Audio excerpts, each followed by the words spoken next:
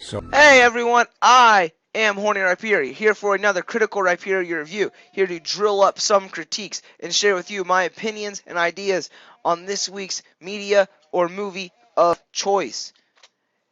X-Men Days of Future Past hit box offices with immediate success, and it's a movie that at surface value, there's not much that I can honestly tell you that you would not get out of just simply going and watching the movie. Seriously, just go see it. It's good. It has elements of several genres, including comic book, sci-fi, and action, that you can find very enjoyable. I found it very enjoyable. If you liked any other X-Men movie, or hell, any other Marvel movie, you'll probably enjoy this simply because of what it offers. Not going to waste time. Alright, pre-release date thoughts. We have 6 of these movies already. This is the 7th one. I didn't honestly think it was necessary. I thought that if they were going to do this, that it was probably just going to be egregiously bad, which is probably one of the biggest reasons I was excited to see it. I was excited to see if they could recover after the horrors of some of the other X-Men movies. Yes, the last Wolverine movie wasn't that bad, but it wasn't good. Wolverine X-Men Origins was probably one of the worst movies that absolutely wrecked one of my favorite characters ever, cough cough Deadpool. And Last Stand. If I could erase one movie from existence, it might be X-Men Last Stand. Now, X-Men First Class, seriously, it was a good fucking movie. And the fact that there was characters from that movie that were going to be implemented into this movie scared the living shit out of me. Just leave it alone. Yes, that's the mode that I went into when I heard about this movie. Leave it the hell alone. But I bear it all. Went into the theater, sat down, and oh my god.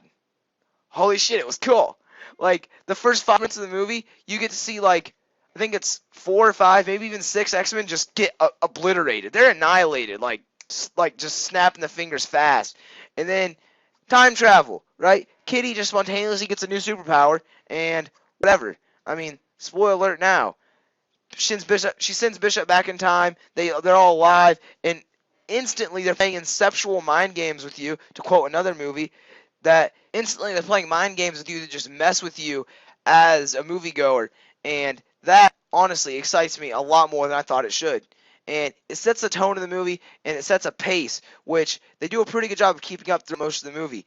But that's not an effing Sentinel, okay? I don't care. That's not what they look like. I like the idea of how they're made and the futuristic idea. Not going to give too much details into it, other than Mystique has a key role in this. But I don't like what the Sentinels look like.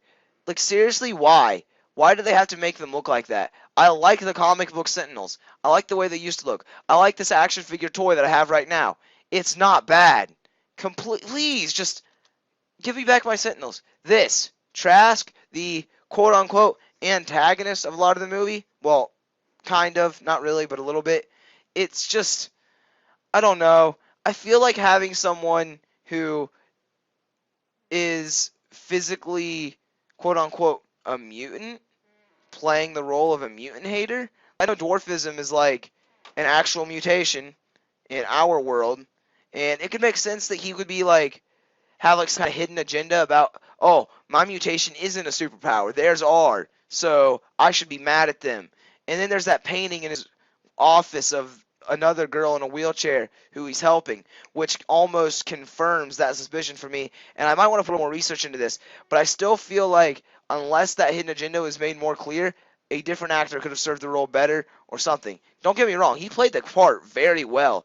I just feel like anyone else could have done it on a more realistic level. But that's such a minor gripe, because honestly, I like this movie. It's hard for me to find things I don't like. This scene, there's a picture of it on screen. If you've seen the movie, you know what I'm talking about. The way they developed Professor X as being a student, again, and he was hopelessly lost, with the theme of addiction, the theme of part of him needed to be fixed, and he was broken. And the only thing that could fix him was himself in the future. Oh, gosh, the nerd fuel rage, just the that this is part of the movies that made me happy. This is a stroke of genius. The execution of it wasn't the best, but the concept. Something was lost between conceptualization and the actual writing and acting it out. Yes, they did a good job, but something was missing. This is one of those things where this movie was almost great. but it's not. So, still see it though, honestly. And then there's this. The time travel jokes, Mr. Hugh Jackman. I understand that you don't write the script, but they're not funny. Okay, it's not Doctor Who. Not everything has to be a time travel joke. Okay, it's not. Just go on. But this was funny as hell. Quicksilver was probably the highlight of the movie. There's this one scene that you can kind of see part of it on screen right now, where I can't describe it to you. If you haven't seen this movie, go see it. If you have seen it, you're probably laughing right now just thinking about it. So we'll leave that at that. And who didn't see Magneto being the villain again coming?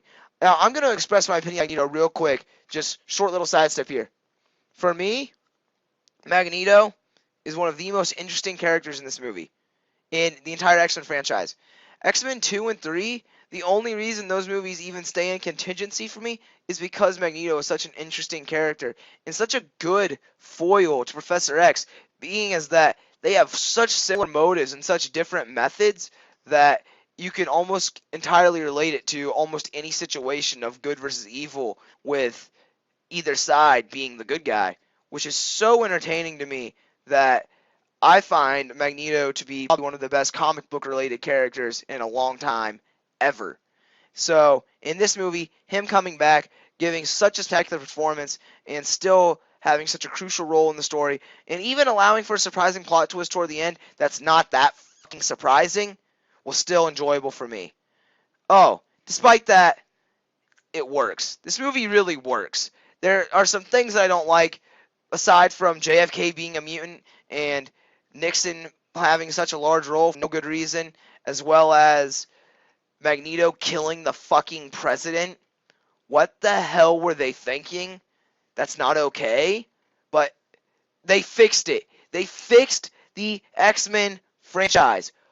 It's like they effectively erased every bad X-Men movie and set them back to null and void.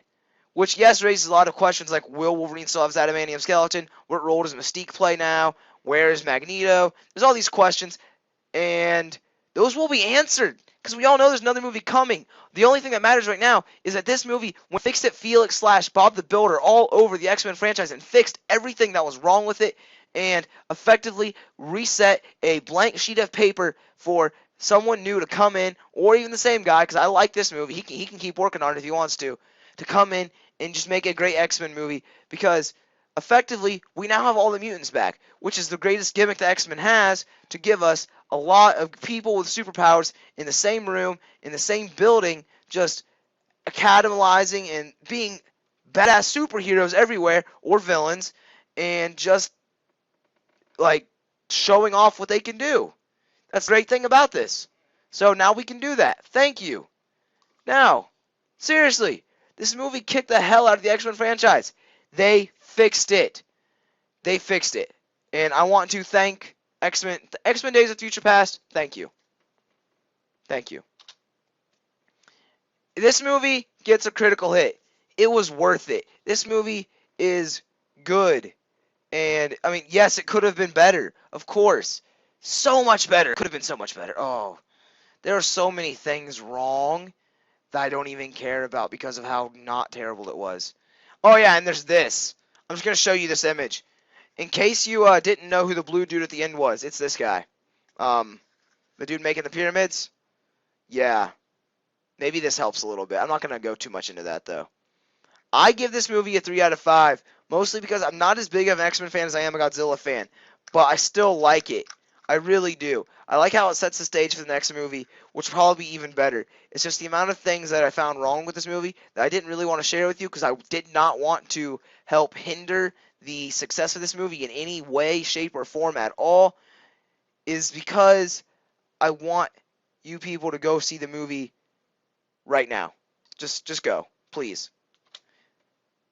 And Redemption. That concludes this week's Critical Rhyperior review. I'm not sure what movie to do next week at all. I have no idea what movie I want to do next week. Therefore, I'm leaving it up to one of you guys who suggests a movie or a video game or anything that you feel like suggesting. But with that being said, I ask you to like, comment, subscribe, do whatever you can, or do what you will, and stay horny.